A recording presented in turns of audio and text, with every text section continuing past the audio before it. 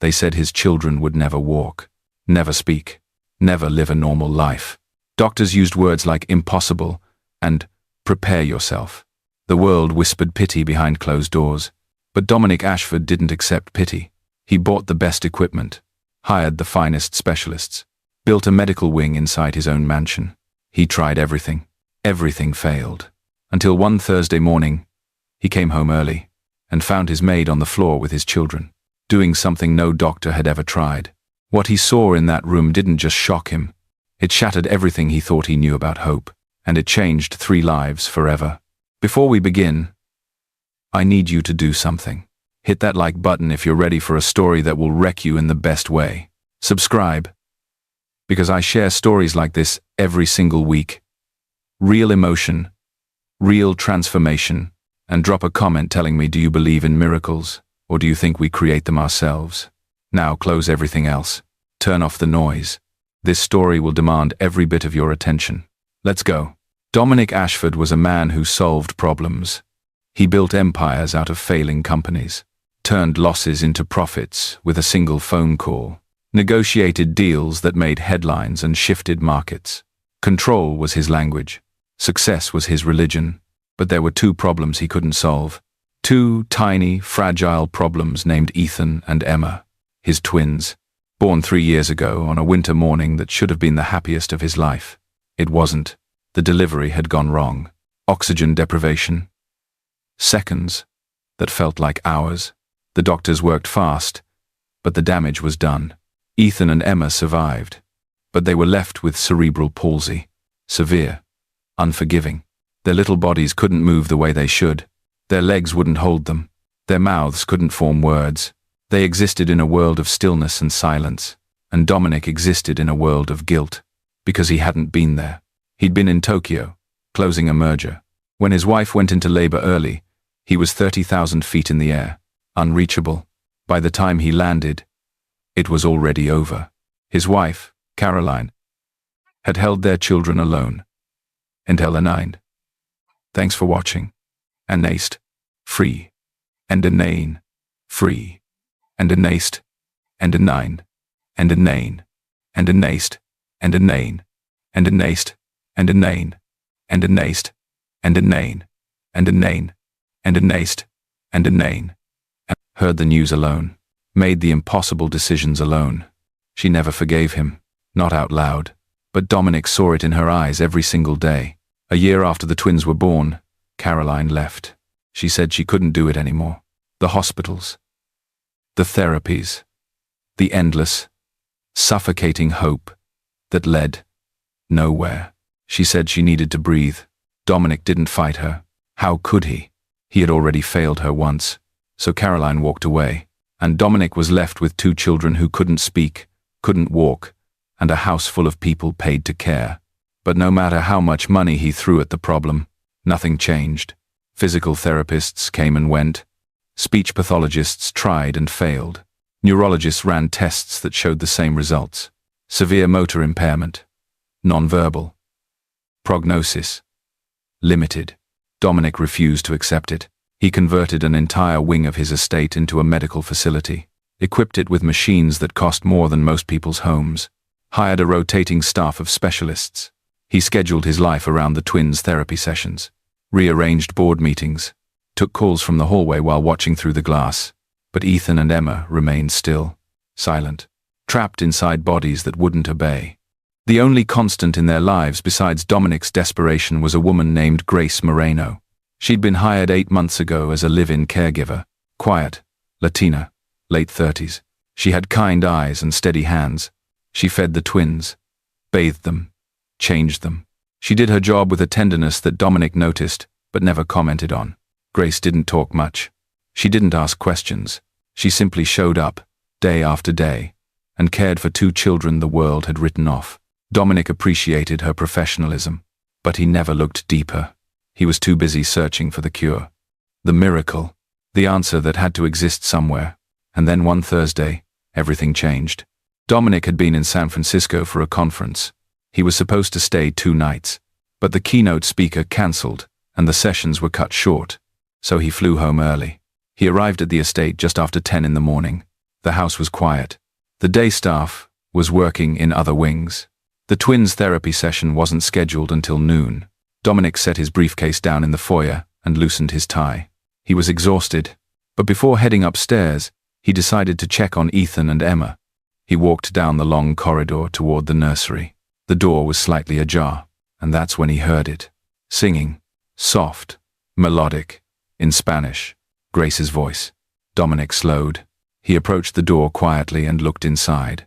What he saw stopped him cold. Grace was on the floor, not standing over the twins with clinical distance, but on the floor, cross-legged. Ethan was in her lap, her arms supporting his back.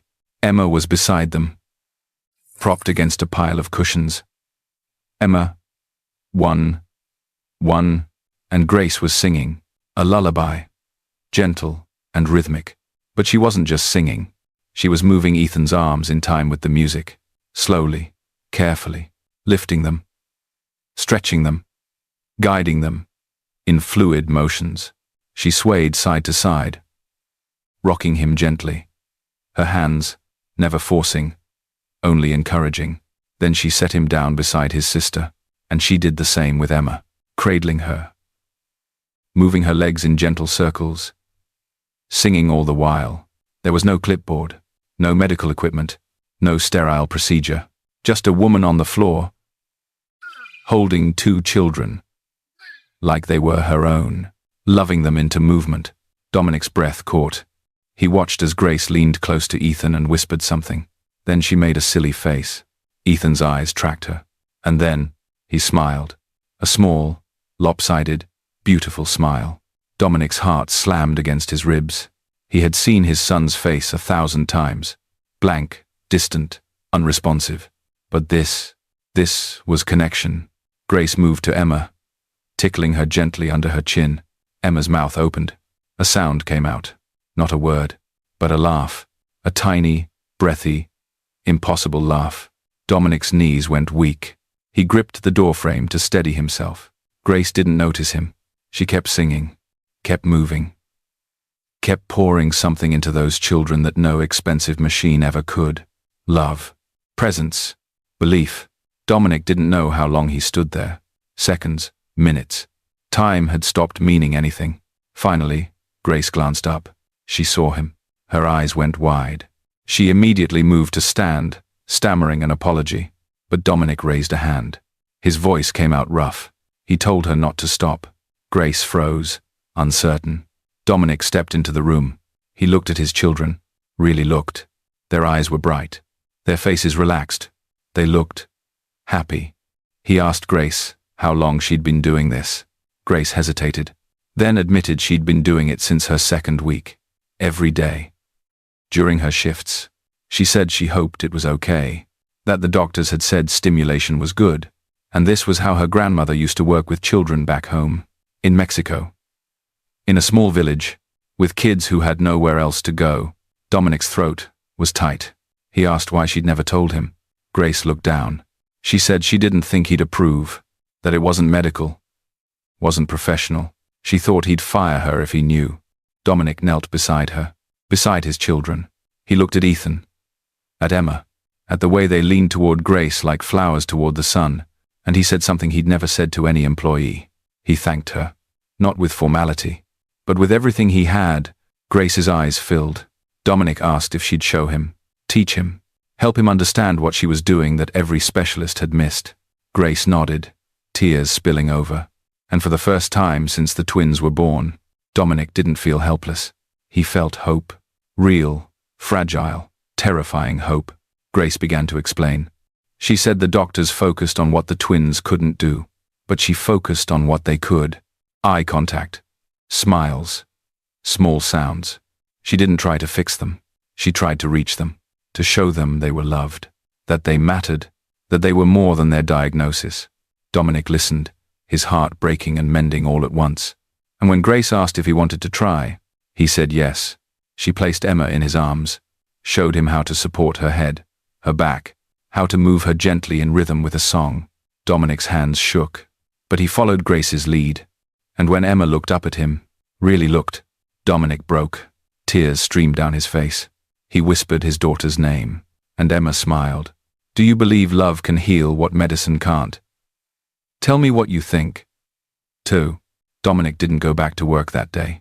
Or the next. He cancelled meetings, postponed calls, told his assistant to handle everything.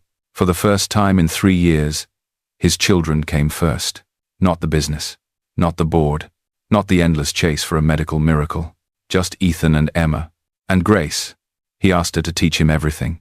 Every movement, every song, every gentle touch. Grace was hesitant at first. She wasn't used to working alongside the man who signed her paychecks, the man whose home could fit 20 of hers. But Dominic wasn't acting like a billionaire. He was acting like a father, desperate, humble, willing to learn. So Grace showed him. She taught him how to cradle Ethan's head while moving his arms in slow, sweeping arcs, how to massage Emma's legs in gentle circles, stimulating muscles that refused to cooperate, how to sing softly, rhythmically, so the twins could feel the vibration in their chests. She explained that it wasn't about forcing progress. It was about connection, about showing Ethan and Emma that the world was safe, that they were loved, that their bodies might be broken, but their spirits didn't have to be. Dominic absorbed every word. He sat on the floor for hours, his expensive suit wrinkled, his tie discarded. His hands that had signed billion-dollar contracts now cradled his son's tiny fingers. And something shifted, not just in the twins. In him. Grace watched him carefully. She saw the way his shoulders softened when Emma made a sound. The way his eyes lit up when Ethan's gaze followed a toy she moved across his field of vision. This wasn't the cold, distant man she'd heard the other staff talk about.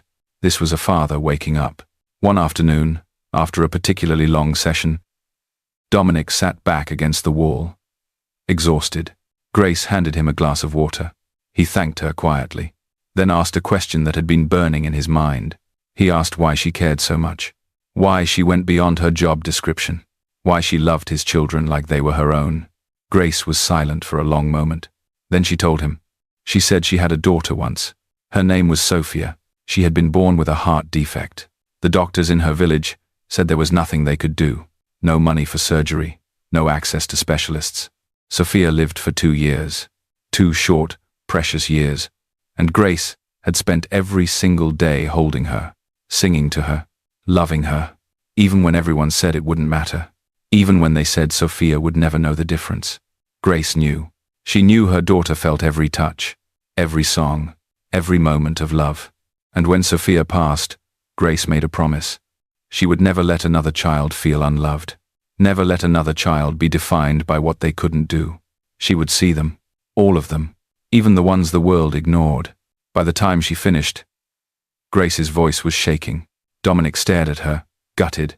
He had hired her because her resume was solid, because she had references and certifications.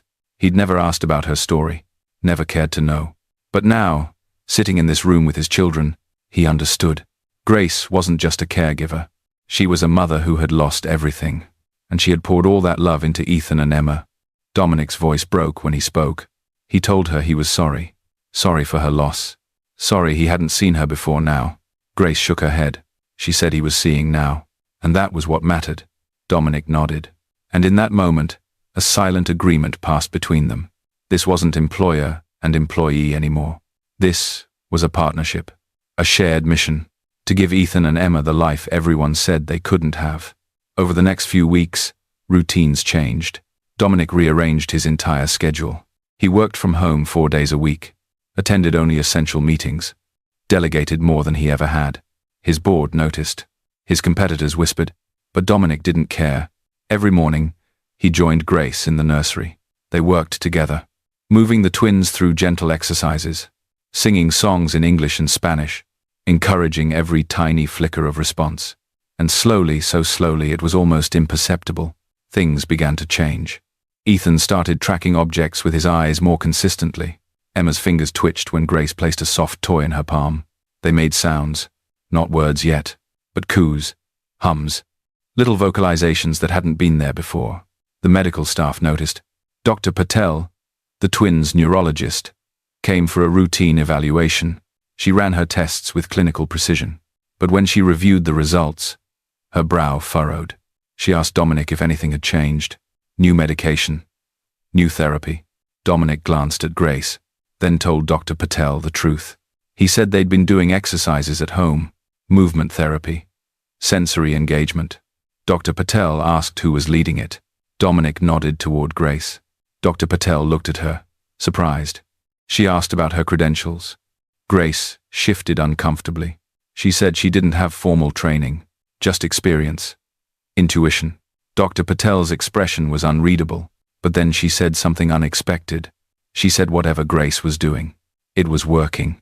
The twins showed more neural engagement than they had in over a year. Small improvements, but measurable. She said to keep doing it.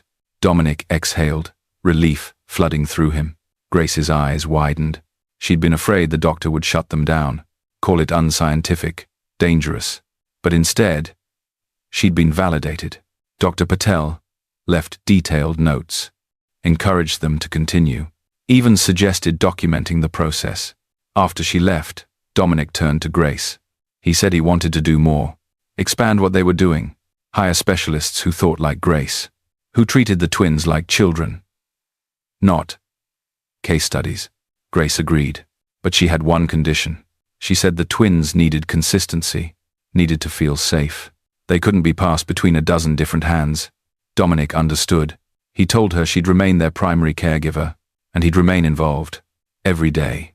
Grace nodded, and for the first time since she'd started working there, she smiled at him.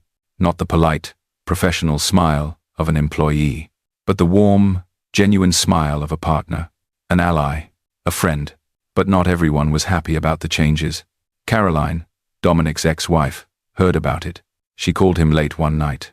Her voice was sharp. She asked what he was doing, why he was wasting time on exercises that wouldn't change anything. Dominic kept his voice calm. He told her the twins were improving. Caroline laughed, a bitter, hollow sound. She said he was delusional, that he was clinging to false hope because he couldn't accept reality. She said she'd already accepted it, already moved on, and he should too. Dominic's grip tightened on the phone. He said she had every right to move on, but he didn't. Not when his children were finally responding, finally showing signs of life. Caroline was silent for a long moment. Then she said something that cut deep. She said Dominic was just trying to fix his guilt, that this wasn't about the twins. It was about him, trying to undo the fact that he hadn't been there when they were born. Dominic didn't answer, because part of him wondered if she was right. Caroline hung up, and Dominic sat alone in his office, staring at the phone. Was he doing this for them, or for himself? He didn't know anymore. But the next morning, when he walked into the nursery and saw Ethan's face light up at the sight of him, he had his answer. It didn't matter why he started. What mattered was that he was here now, and he wasn't leaving. If you were Dominic, could you forgive yourself? 3 months passed. The changes were undeniable now. Ethan could hold his head up for several seconds at a time. Emma responded to her name with eye contact and small sounds. They smiled more, laughed, even. Tiny, breathy giggles that made Dominic's heart feel too big for his chest. Grace's methods had become the foundation of their daily routine, and Dominic had become more than an observer. He was a participant, a father, in the truest sense. But the progress brought new complications. Word spread. Other parents of children with disabilities reached out. They'd heard about the twins' improvement, wanted to know what Dominic was doing, who was helping him. Dominic didn't know how to respond. He wasn't running a program. He was just trying to help his kids. But Grace saw an opportunity. One evening, after the twins were asleep, she brought it up. She said there were so many children like Ethan and Emma, kids whose families couldn't afford the kind of care Dominic could, kids who were written off because they didn't fit the mold. She said maybe they could help, not by opening a clinic, but by sharing what they'd learned, training other caregivers, offering support to families who had nowhere else to turn. Dominic listened. He'd spent his entire career building businesses, creating systems, scaling solutions. But this felt different. This wasn't about profit. It was about purpose. He told Grace he'd think about it. But deep down, he already knew. He wanted to do it, not just for other families, but for Ethan and Emma, to show them that their lives had meaning, that their struggles could light the way for others. He started quietly, funding a small training program, bringing in caregivers who wanted to learn Grace's approach. She taught them with the same patience she showed the twins. explained that it wasn't about techniques. It was about seeing the child, not the diagnosis. The program grew faster than Dominic expected. Within 6 months, they had trained over 50 caregivers. Families reported breakthroughs, small ones, but real. Children who hadn't made eye contact in years, suddenly tracking faces. Kids who'd been non-verbal making sounds. Moments of connection that doctors said were impossible. Dominic documented everything, not for publicity, but for proof that love and consistency could do what medicine alone couldn't. But success brought scrutiny. Medical professionals began to push back. Some called it irresponsible, said Dominic was giving families false hope, that he was undermining evidence-based therapies. Articles appeared online, questioning his methods, accusing him of exploiting vulnerable families. Dominic tried to ignore it, but the pressure mounted. The Foundation's board, which he'd assembled to manage the program, urged him to respond, to defend what they were doing. Dominic refused. He said the results spoke for themselves. But then, something happened that he couldn't ignore. A journalist showed up at his estate, unannounced, demanding an interview, claiming the public had a right to know what he was doing with disabled children. Security escorted her off the property. But the damage was done. The story ran anyway, twisted, sensationalized, painting Dominic as a grieving billionaire conducting unregulated experiments on his own children. The backlash was immediate. Parents who'd supported the program were harassed online, accused of being complicit. Grace received threatening messages, people saying she was dangerous, that she was pretending to be something she wasn't. Dominic was furious. But Grace was devastated. She told Dominic maybe they should stop, that she didn't want to hurt anyone, didn't want to be the reason families were attacked. Dominic looked at her, this woman who had given everything, who had saved his children when no one else could. He told her they weren't stopping, that the people who didn't understand would never understand. But the families who did, they needed this. Grace's eyes filled with tears. She asked how he could be so sure. Dominic took her to the nursery, showed her Ethan, reaching for a toy, Emma, babbling softly, 2 children who were told they'd never do any of it. He said that was how he knew. Grace nodded, but the weight of it all was crushing. Then, one night, everything came to a head. Dominic received a call from his lawyer. The state medical board was launching an investigation into the program, into Grace, into whether Dominic was operating an unlicensed therapy practice. If they found violations, the program would be shut down. Grace could face charges, and Dominic could lose custody of his children. The room spun. Dominic asked how this was possible. The lawyer said someone had filed a formal complaint, someone with credibility. Dominic's blood ran cold. He asked who. The lawyer hesitated, then said the name. Caroline, his ex-wife, the mother of his children, had reported him. Dominic couldn't breathe. He asked why. The lawyer said she claimed he was endangering the twins, subjecting them to unproven treatments, using them to fuel his own ego. She was petitioning for custody, saying the children would be better off in a facility, with professionals, away from Dominic's experiment. Dominic hung up. He stood in his office, shaking. Everything he'd built, everything he'd fought for, was about to be ripped away, not by strangers, by the woman who'd given him those children in the first place. Grace found him an hour later, sitting in the dark, head in his hands. She asked what happened. Dominic told her. All of it. Grace sank into the chair across from him. She said she'd leave, disappear, so the investigation wouldn't touch him or the twins. Dominic's head snapped up. He told her absolutely not, that she wasn't going anywhere. Grace said she didn't want to be the reason he lost his children. Dominic stood. His voice was raw, fierce. He said she was the reason he still had them, that without her, Ethan and Emma would still be silent, still unreachable, still lost. And he would fight for her, for them, for everything they'd built, no matter what it cost. Grace stared at him, tears streaming, and for the first time, she believed him. The custody hearing was set for 3 weeks later. Dominic's legal team prepared a defense, but Caroline's accusations were damaging. She had doctors on her side, experts who said the twins needed institutional care. That Dominic's approach was experimental at best, harmful at worst. She painted him as a man desperate to erase his guilt, willing to risk his children's well-being to prove he wasn't a failure. And the worst part? Some of it sounded true. Dominic knew he'd been absent. He knew he'd failed them once. But this, This was different, wasn't it? The night before the hearing, Dominic couldn't sleep. He went to the nursery, sat between Ethan and Emma's cribs, watched them breathe. Grace found him there at dawn. She didn't say anything, just sat beside him. After a long silence, Dominic spoke. He said he was terrified, that maybe Caroline was right. Maybe he was being selfish. Maybe the twins would be better off somewhere else. Grace turned to him.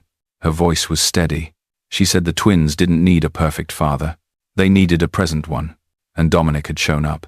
Every single day. She said that was what mattered. Dominic's throat tightened. He asked what would happen if they lost. Grace took his hand. She said then they'd find another way. But they wouldn't give up. Not on Ethan. Not on Emma. Not on each other.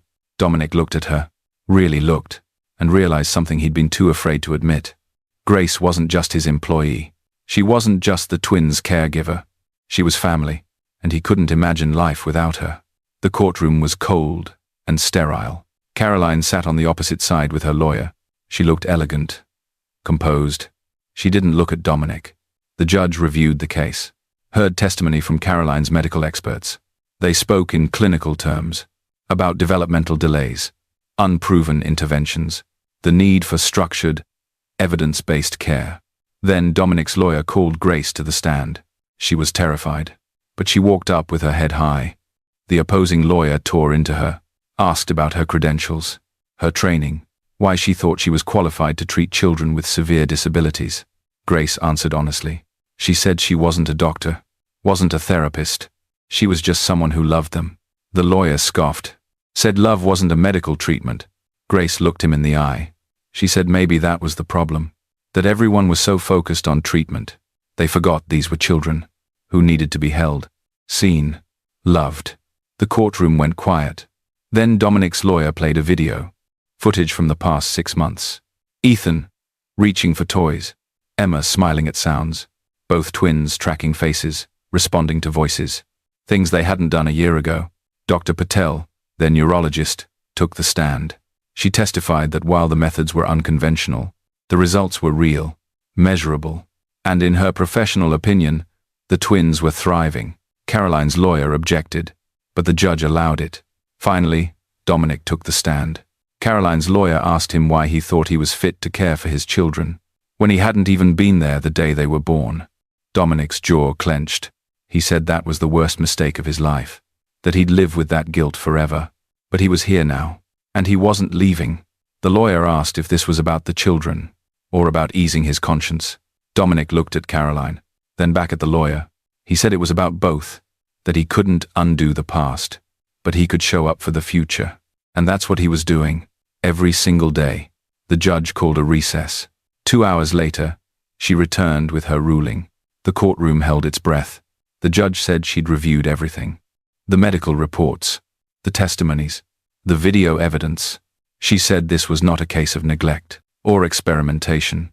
It was a case of a father trying everything he could and finding something that worked. She ruled in Dominic's favor. Full custody remained with him, with one condition. The twins would continue regular evaluations with Dr. Patel to ensure their progress continued and their safety was maintained. Dominic's legs nearly gave out.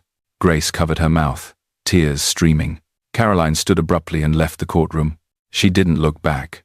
Outside, Dominic and Grace stood in the parking lot. Neither spoke for a long moment. Finally, Grace asked what happened now. Dominic smiled. For the first time in weeks, he said they went home and kept going. 1 year later, the Ashford estate looked different, not in structure, but in spirit. The West Wing had been converted into a therapy and training center, not sterile, not clinical. Warm, welcoming, full of light and color. Families came from across the country, parents with children who'd been told there was no hope. Grace led the program now, not as a maid, as the director. She'd completed certifications, taken courses, not because she needed to prove herself, but because she wanted to do more, help more, reach more children like Ethan and Emma. Dominic funded it all, but he was more than a checkbook. He was there, in the rooms, on the floor, with the families, learning, listening, supporting. He'd stepped back from his company, handed day-to-day operations to trusted executives, because he'd finally realized Success wasn't measured in stock prices. It was measured in moments, and he didn't want to miss any more. Ethan and Emma were 5 now. They still couldn't walk, might never walk, but they moved. They rolled, they reached, they explored their world with curious hands and bright eyes. And they spoke, not in full sentences, but in words. Dada, Gace. Their version of grace. More. Love you. Simple words that meant everything. Dominic recorded every single one. Not for the program. For himself. So he'd never forget what it felt like to hear his children's voices. One Sunday afternoon, the center was closed. It was just the 4 of them. Dominic, Grace, Ethan, Emma. They sat in the garden. The twins were on a blanket, playing with soft blocks. Grace was helping Emma stack them. Dominic watched.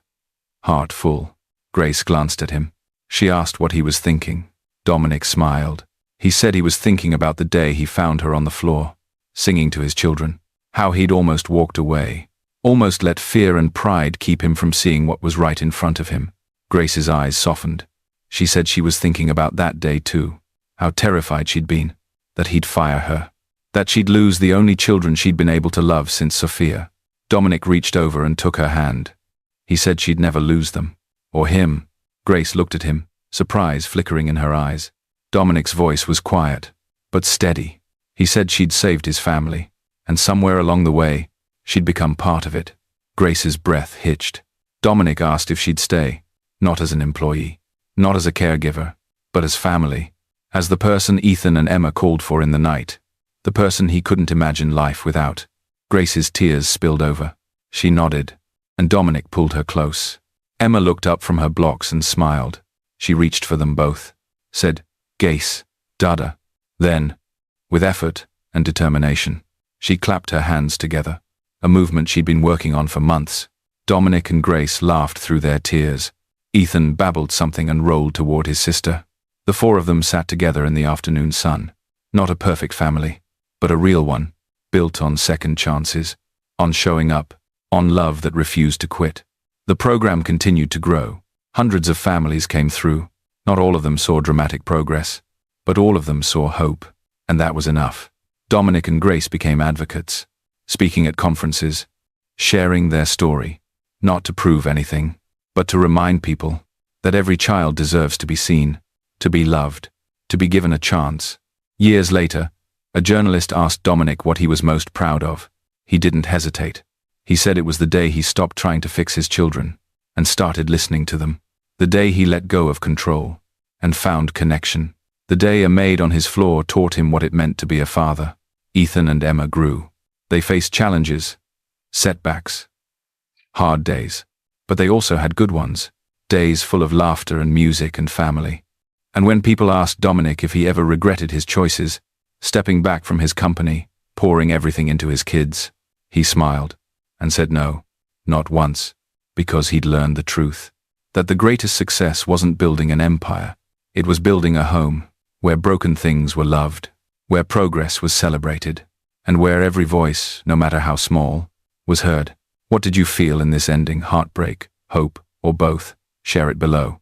If this story moved you, I need you to do something right now.